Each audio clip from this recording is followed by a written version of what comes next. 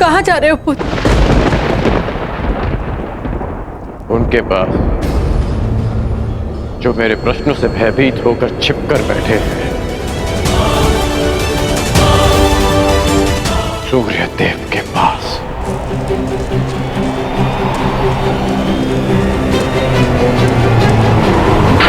वेदों के आवरण से बाहर निकलिए सूर्यदेव।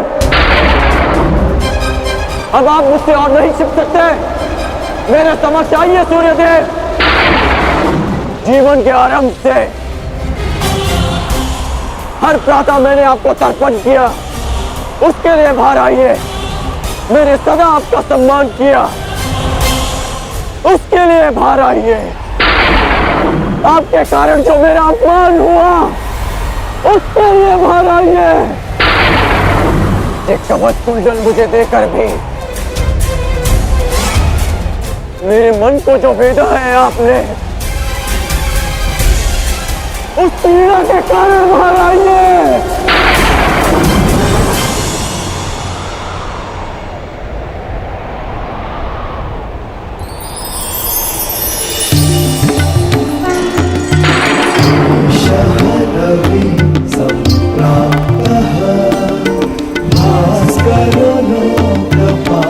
उत्कर्ण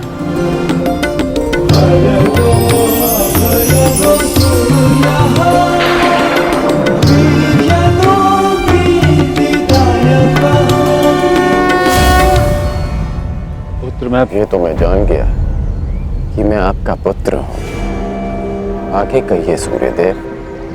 पुत्र, मैं विवश था, तुम्हारे जन्म के लिए भी और तुम्हारी पहचान छिपाने के लिए भी। महर्षि दुर्वासा ने देवी कुंती की सेवा से प्रसन्न होकर उन्हें यह आशीर्वाद दिया कि वो जिस भी देवता का आवाहन करेंगी वो उन्हें पुत्र देंगे। देवी कुंती बालिका थी, उन्हें लगा कि कहीं ये वरदान मिथ्या तो नहीं, और उन्होंने खेल खेल में मुझे यह आह्वान दिया और वरदान से विवश होकर मुझे उन्हें अपना अंश देना पड़ा।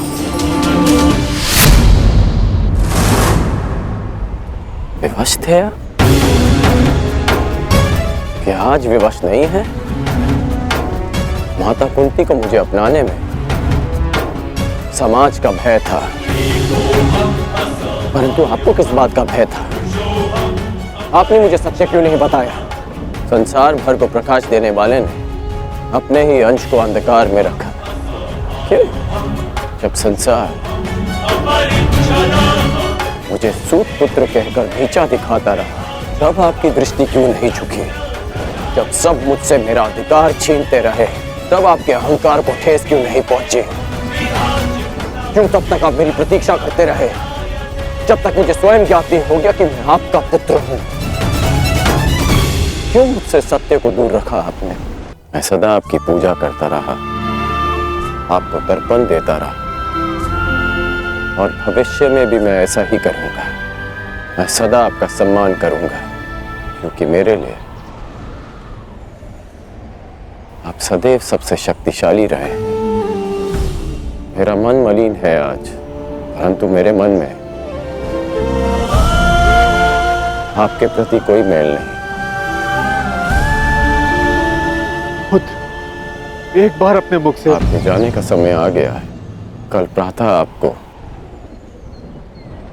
सबके जीवन को अंधकार से निकालना है। विश्राम कीजिए पिताश्री। कल्याण हो तुम्हारा। ऐसी अवस्था में भी तुमने अपने पिता को तृप्त किया। धन्य हो तुम दानवीर कर्ण।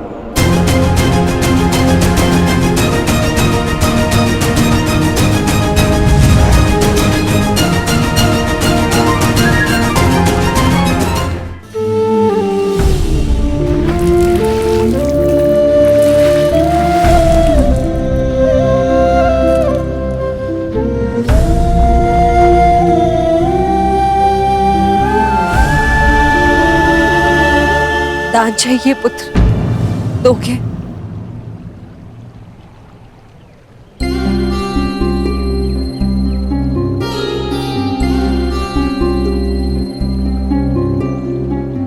सुना है, प्रातःकाल सूर्य को अर्घ देते समय यदि तुमसे कोई कुछ भी मांगे तो तुम कभी मना नहीं करते, उसकी इच्छा पूरी करते हो। इसलिए मैं भी कुछ मांगने तुम्हारे समक्ष आई हूं कि इस दुर्भाग्यशाली माता को क्षमादान दे पाओगे पुत्र?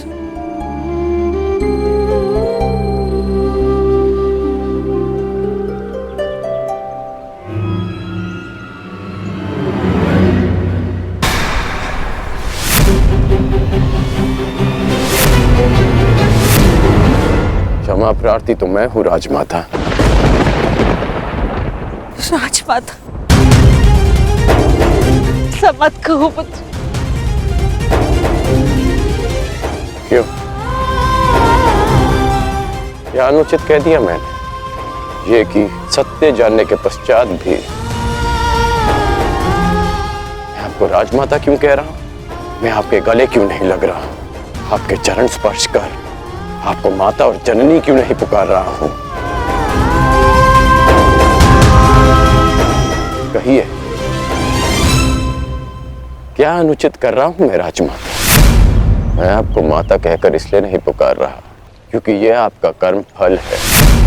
आपने भी तो इसी भांति वर्षों तक ऐसा ही व्यवहार किया मेरे साथ। अनजाने में हुए अपराध का बोझ मैं आज तक अपने कंधे पे लिए हूँ।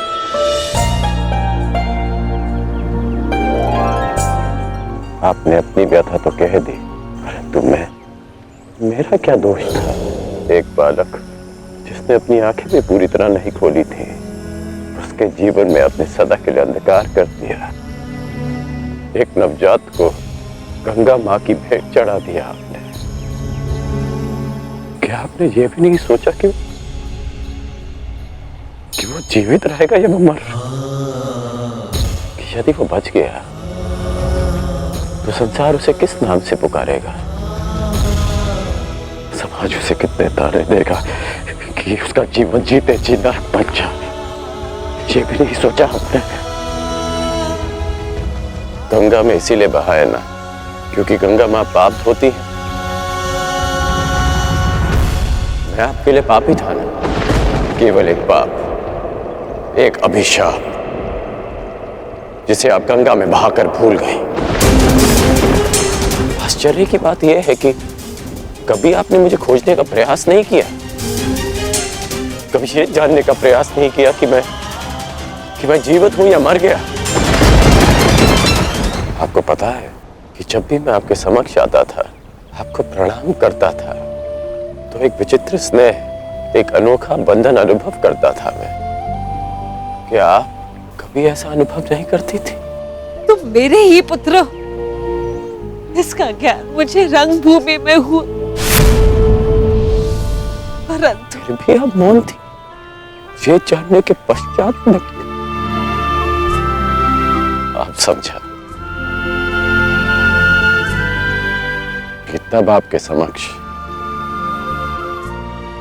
एक और प्रश्न आकर खड़ा हो गया कि युवराज पद की होड़ में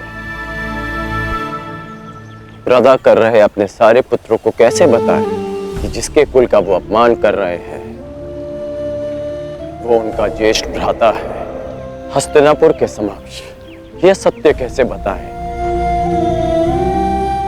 कि मैं आपकी प्रथम संतान हूं? बोलिए राजमाता, कि आज अचानक क्या हो गया? ऐसा मत कहो पुत्र। मैं नहीं चाहती कि मेरे पुत्र एक दूसरे का रक्त बहे। मुझसे सहन नहीं होता पुत्र, मुझसे सहन नहीं होता। समझ गया कि आप यहां मेरे लिए नहीं, अर्जुन के लिए आई। कि आप मुझसे क्षमादान मांगने नहीं, अर्जुन का जीवन दान मांगने आई। आप यहाँ इसलिए आई कि मैं अर्जुन का वध ना करूं। ऐसा मत कहो पुत्र, मैं नहीं चाहती कि मेरा कोई भी पुत्र एक दूसरे का वध करे। ठीक है, समस्त हस्तिनापुर के समक्ष ये स्वीकार कर सकती हैं कि मैं आपका ज्येष्ठ पुत्र हूं?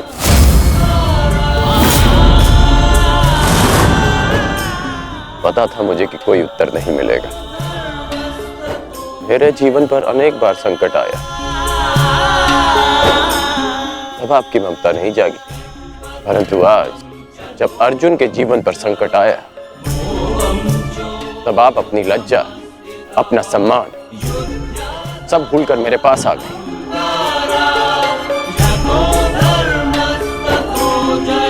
सत्य में अर्जुन बहुत भाग्यशाली है कि उसे आपकी ममता मिली। मैं भले ही अर्जुन को युद्ध के द्वंद में हरा दूं, परंतु आज उसने मुझे ममता के द्वंद में हरा दिया। तुम्हारी अपराधी हूं मैं। अब इस अपराध बोध को और मत बढ़ाओ। इस युद्ध में भाग मत लो पुत्र। अपने अनुजों से युद्ध मत लड़ो पुत्र। बस एक बार कह दो कि तुम मेरे पुत्र हो कर्ण। हाँ, मैं आपका पुत्र हूं।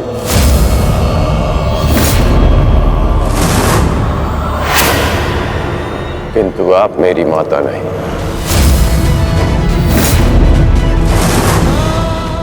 सदा स्मरण रखिएगा राजमाता कि इस सूत पुत्र की माता का नाम राधा है।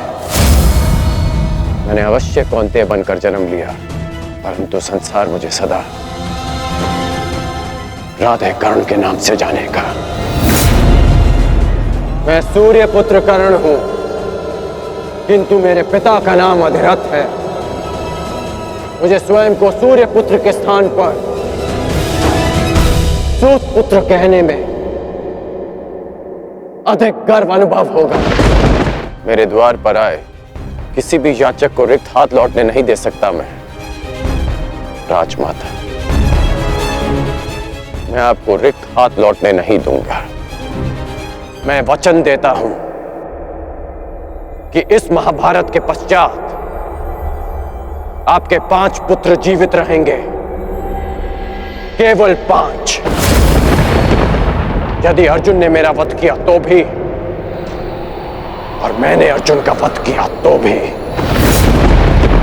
यदि अर्जुन मेरे हाथों वीर गति पाता है तो मैं सब कुछ छोड़कर आपके पास आ जाऊंगा। मैं वचन देता हूं कि अर्जुन के अतिरिक्त आपके किसी पुत्र का वध नहीं करूंगा मैं।